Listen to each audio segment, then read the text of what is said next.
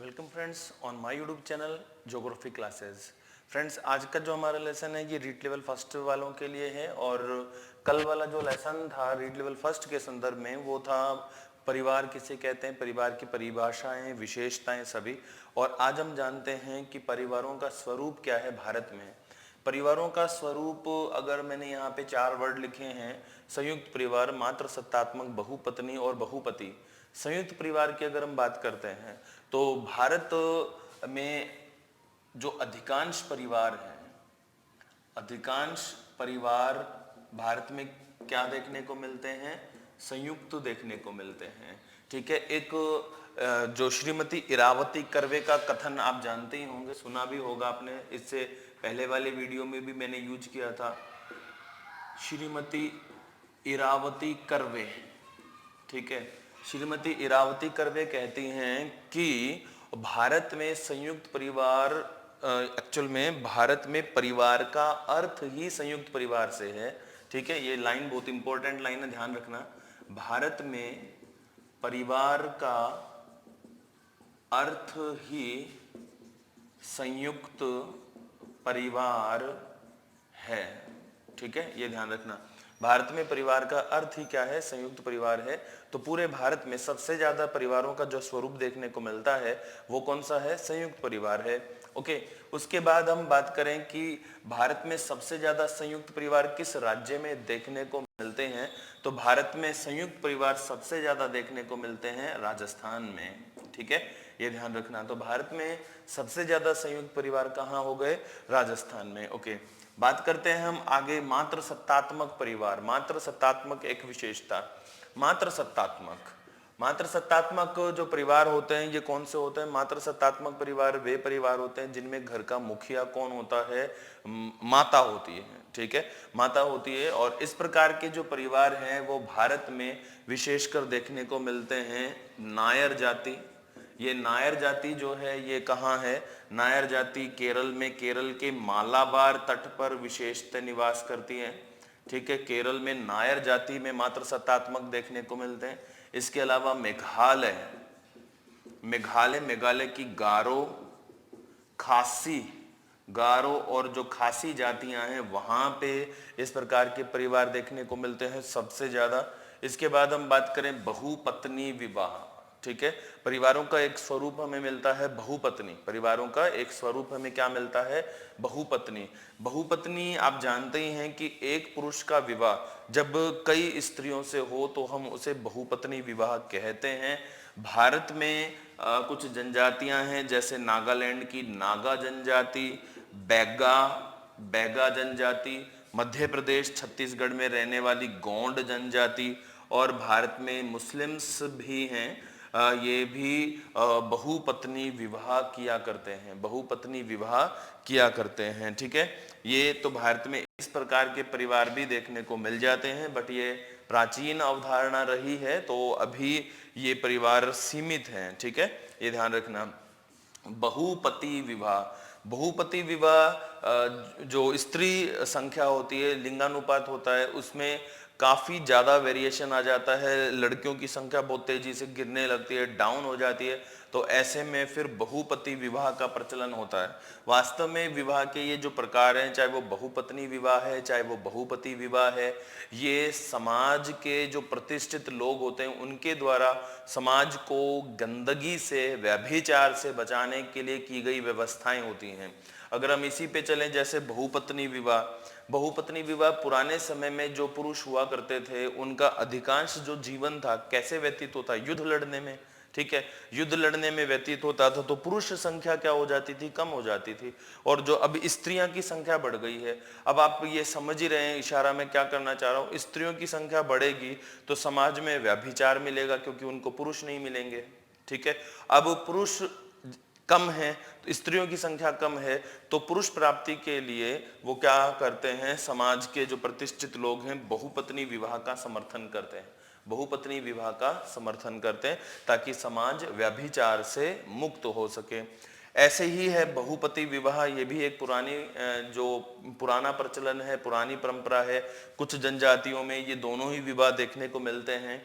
बहुपति में क्या होता है, लिंगानुपात बहुत विषम हो जाता है, महिलाओं की जो संख्या है वो बहुत तेजी से गिर जाती है।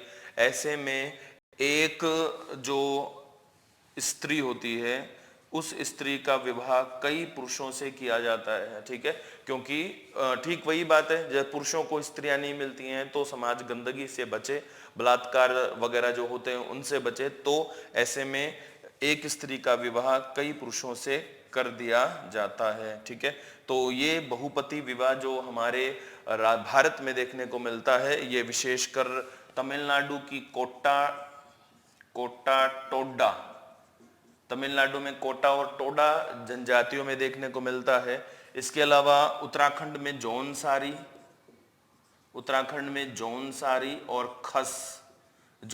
और खस जनजातियों में भी ये बहुपति जो प्रकार के परिवार हैं, बहुपति विवाह प्रकार के जो परिवार हैं वो देखने को मिलते हैं, ठीक है। ये आपको कंटिन्यू ध्यान रखना है, ओके। अब अगर हम वर्तमान में परिवारों के स्वरूप की बात करें, वर्तमान में जो परिवारों का स्वरूप है वो भारत में कैसा होता जा रहा है। वर्तमान में परिवारों का स्वरूप हो रहा है एकल, ठीक है। परिवारों का जो वर्तमान स्वरूप क्या हो गया है, एकल हो गया है। अब एकल होने की वजह, एकल को हम कल बात की थी हमने, इसको हम नाभिकीय भी कहते हैं या हम इसको न्यूक्लियर फैमिली भी कहते हैं, नाभिकीय या न्यूक्लियर फैमिली भी कहा जाता है। अब ये ऐसा क्यों हो रहा है एकल परिवार, तो वर्तमान में जो व्यवस्थाएं हैं, कारण है सभी स्त्री और पुरुष दोनों क्या है, वर्किंग हैं, और वो जो संयुक्त परिवार की जो प्रथाएं हैं उनको वो नहीं निभा पाते हैं, और संयुक्त परिवार की प्रथाओं को नहीं निभा पाते हैं तो ऐसे में वो अलग रहना स्वीकार करते हैं, और इसी वजह से संयुक्त परिवार टूट रहे हैं और वो किस में निर्मित हो रहे हैं, एकल परिवारों में। तो भारत के जिस परिवार में स्वरूप में सबसे ज्यादा चेंज आए हैं वो परिवार कौन सा है, हमारा संयुक्त परिवार। संयुक्त परिवार विघटित होकर किस में चेंज हो रहा है, एकल, नाभिकीय या न्यूक्लियर में। एकल, नाभिकीय या न्यूक्लियर हम किसे कहेंगे, जिसमें स्त्री पुरुष और अविवाहित बच्चे सम्मिलित होते हैं, उसी को हम क्या कहते हैं, न्यूक्लियर या नाभिकीय परिवार कहते हैं, ठीक है। वर्तमान में तो आप ये भी जानते हैं लिव इन एक परिवार का नया स्वरूप उभर कर सामने आया है। आधुनिक परिवारों का एक स्वरूप है लिव इन, स्त्री पुरुष दोनों साथ रहते हैं, विवाह नहीं करते, बच्चे पैदा नहीं करते, बस साथ रहते हैं, ठीक है। कारण है दोनों वर्किंग है तो वो लोड नहीं लेना चाहते हैं कि भाई बच्चों को पैदा करें, ये जो भी है उनकी मानसिकता है, ठीक है। पता नहीं, बाकी मैं बच्चों से बड़ा प्यार करता हूँ, ओके। तो ये तो हो गए हमारे भारत में परिवारों का स्वरूप। अब हम बात करते हैं परिवारों की आवश्यकता या परिवारों का कार्य क्या है। परिवारों के कार्य की बात करते हैं। सिंपल कुछ कार्य हैं परिवारों के, उन कार्यों को अगर हम जान लेंगे तो आसानी से परिवार हमें क्लियर हो जाएंगे। तो परिवार से संबंधित ये हमारा लास्ट है, उसके बाद हम नया टॉपिक लेंगे कल, आवास, ठीक है। तो सबसे पहले परिवारों के कार्यों में हम करते प्राणी शास्त्रीय कार्य, ये क्या होता है, ठीक है। सबसे पहली बात, मानव क्या है, एक प्राणी शास्त्रीय यानी एक प्राणी है और उसकी कुछ स्वाभाविक इच्छाएं होती हैं और उन स्वाभाविक इच्छाओं में दो जो स्वाभाविक इच्छाएं हैं जो कभी भी समाप्त नहीं होती हैं सामान्यतः, उनमें एक तो है हंगर यानी कि भूख, और एक है यौन संबंध यानी कि सेक्स, ठीक है। ये प्राणी शास्त्रीय कार्य। अब देखो, भूख यानी भूख की पूर्ति के लिए मानव आर्थिक गतिविधियां करता है, ठीक है, और सेक्स की पूर्ति के लिए मानव क्या करता है, विवाह करता है, और मानव जब विवाह करेगा तो क्या बनेंगे, परिवार बनेंगे, ठीक है। और ऐसे में परिवार का एक मोस्ट इंपॉर्टेंट प्राणी शास्त्रीय जो कार्य हुआ वो हुआ यौन संबंधों की पूर्ति, ठीक है। ये आप जान लीजिए भाई, यौन संबंधों की पूर्ति के लिए हम क्या करते हैं, विवाह करते हैं, और विवाह से क्या बनते हैं, परिवार बनते हैं। और यौन संबंधों की पूर्ति कौन सी, वैध यौन संबंधों की पूर्ति, है ना, ये ध्यान रखना है। क्योंकि विवाह के पश्चात जो बनने वाले वैध यौन संबंध हैं उनको समाज मान्यता देता है। तो पहला तो कार्य हो गया क्या, प्राणी शास्त्रीय कार्य, ओके। दूसरे कार्य की हम बात करते हैं, प्राणी शास्त्रीय कार्यों में ही है। दूसरा जो कार्य है कि हम क्या करते हैं, परिवार जो होता है पूरी तरह से सहयोग की भावना पर कार्य करता है। तो इसमें हम बात कर लेते हैं सहयोग की भावना। सहयोग की भावना, पहले मैं पॉइंट लिख देता हूं, संतान उत्पत्ति, संतान उत्पत्ति, ठीक है, ये ध्यान रखना। और संतान, पहले सहयोग की भावना। तो परिवार जो बनते हैं, परिवार एक्चुअल में निर्मित किसके लिए हुए हैं, परिवार निर्मित हुए हैं सहयोग की भावना के लिए, ठीक है। परिवार के जो प्रत्येक सदस्य होते हैं वो एक दूसरे का सहयोग करते हैं और उसी से परिवार आगे बढ़ते हैं। संतान उत्पत्ति, परिवार की जो दूसरी प्रमुख, सेक्स के बाद जो दूसरी प्रमुख अवधारणा है, प्राणी शास्त्रीय कार्य है, वो है संतान उत्पत्ति। संतान उत्पत्ति को हम बोले वैध संतान उत्पत्ति, है ना, जिसको हम बोलते हैं जायज नाजायज, नाजायज औलाद। अमिताभ बच्चन कई फिल्मों में नाजायज बेटा बनाए, तो आप समझते हैं ये जायज नाजायज क्या है। तो वैध संतानों की जो उत्पत्ति है उस के लिए हम विवाह करते हैं। विवाह मतलब सामान्य व्यक्ति की एक इच्छा होती है कि उसका जो वंश है, उसका जो नाम है, पीढ़ी दर आगे चले, और उसके लिए उसे क्या चाहिए, वैध संतानें चाहिए। वैध संतानें, आप खुद सोचिए, आप अपने परिवार का हिस्सा हैं, क्यों हैं, क्योंकि आपका आपके परिवार में जन्म हुआ है, इस वजह से आप अपने परिवार का हिस्सा हैं। आप अपने परिवार की वैध संतानें हैं जो आप अपने परिवार को आगे ले जाएंगे, ओके। तो वैध संतान उत्पत्ति भी इसका एक उद्देश्य है, ओके। सामान्यतः दो उद्देश्य हैं प्राणी शास्त्रीय उद्देश्यों में। उसके बाद सामान्य कार्य जैसे कि सामाजिक कार्य। सामाजिक कार्य सिंपल हैं, आप जानते हैं कि अगर परिवार क्या है, अपने समाज की एक मुख्य इकाई है, सबसे छोटी इकाई है समाज की। जब परिवार दो व्यक्ति मिलते हैं तो परिवार बनते हैं, जब परिवार आपस में परिवार आपस में मिलते हैं तो समाज बनते हैं, ठीक है ना। तो समाज निर्माण में मुख्य भूमिका है और इसी वजह से अपने परिवार के कुछ सामाजिक उद्देश्य हैं। सामाजिक उद्देश्य सिंपल से हैं, जैसे दया भावना, सहयोग की भावना, बड़ों का आदर करना, आपसी तालमेल के साथ कार्यों को करना, कार्यों का विभाजन। इसके अलावा देखो बहुत ही अच्छे तरीके से सामाजिक उत्तरदायित्वों का निर्वहन हो जाता है ना, सामाजिक उत्तरदायित्वों का निर्वहन हो जाता है। एक बहुत बड़ा सा परिवार है, संयुक्त परिवार है, उसमें मान लीजिए कोई शादी विवाह है, तो जो समस्त जो व्यक्ति हैं उसमें रहने वाले, उन सबका एक पृथक कर्तव्य होता है, निर्धारित कर्तव्य होता है। किसी व्यक्ति को बताने की आवश्यकता नहीं है कि तू ये कर, तू ये कर, वो सिंपली अपना कार्य करते हैं। तो सामूहिक उत्तरदायित्व होता है परिवार का, ठीक है, ये ध्यान रखना है। इसके अलावा परिवार हमें सुरक्षा प्रदान करते हैं। परिवार क्या करते हैं, सुरक्षा प्रदान करते हैं ना।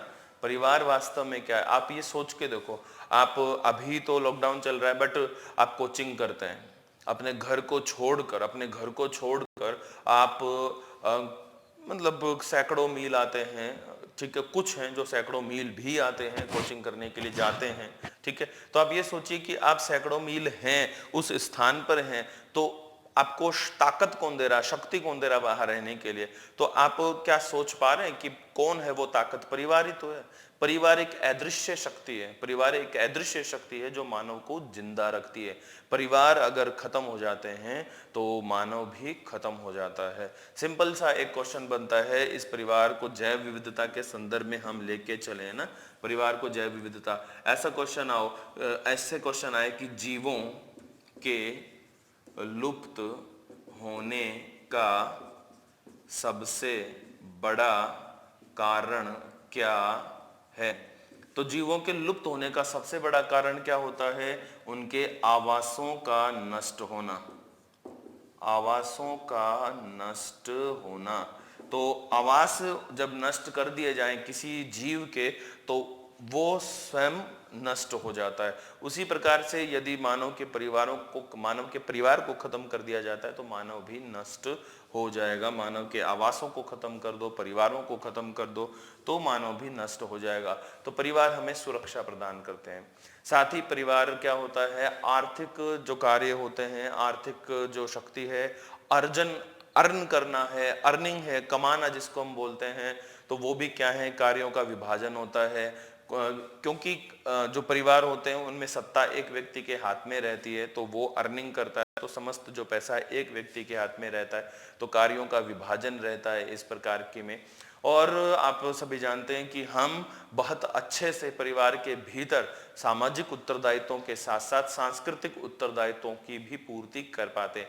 तीज त्योहार आप एक तो अकेले मनाएंगे, आप एक परिवार के साथ मनाएंगे, दोस्तों के साथ मनाएंगे, आप सोच सकते हैं कि आपको कहाँ ज्यादा मजा आने वाला है, ठीक है ना। तो हम सांस्कृतिक जो उत्तरदायित्व हैं, धार्मिक जो उत्तरदायित्व हैं, वो हम परिवारों के साथ बेहद अच्छी तरह से कर सकते हैं, ठीक है ना। तो ये आज हमारा परिवार पूरा होता है, कंप्लीट होता है लेसन, ठीक है।